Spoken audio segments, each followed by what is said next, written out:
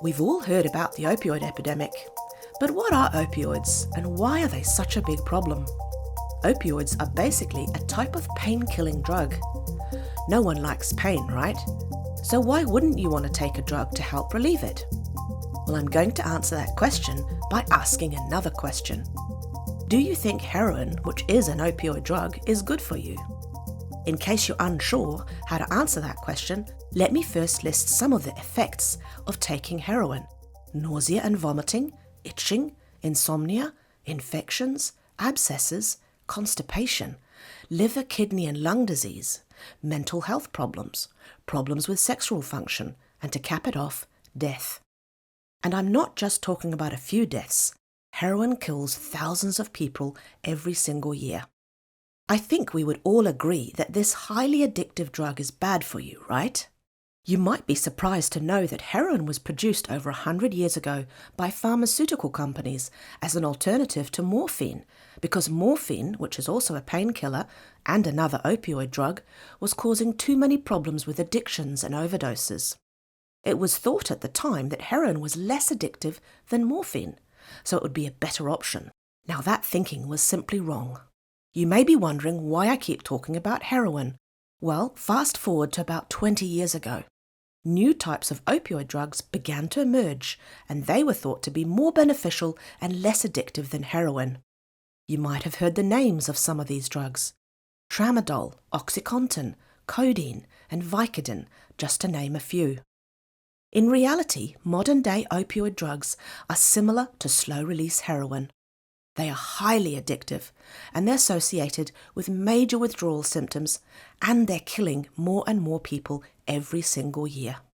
When they were released, these new opioid drugs were falsely marketed to doctors as being an effective pain reliever with a low risk of addiction, and they quickly gained popularity for the treatment of chronic pain. Chronic pain is pain that has been around for more than 3 months. As it turns out, though, they provide minimal relief for long-term pain like arthritis or chronic back pain. In fact, there is no good quality scientific evidence that shows that they have good long-term benefits for managing pain. What there is good evidence for is that prescription opioids cause significant harm and thousands of deaths every single year. In 2018, there was almost 50,000 opioid overdose deaths in the US alone. This is why current guidelines say that opioids are not the answer for chronic pain, and they should be avoided. So I think we can all agree that opioids should not be your first choice option when you are in pain, and should be avoided wherever possible, because there are much better choices out there. So what can you do if you're in pain? Current guidelines promote avoiding drugs and surgery if you have pain, and instead, one of the first-line choices you should look at is manual therapies like chiropractic care.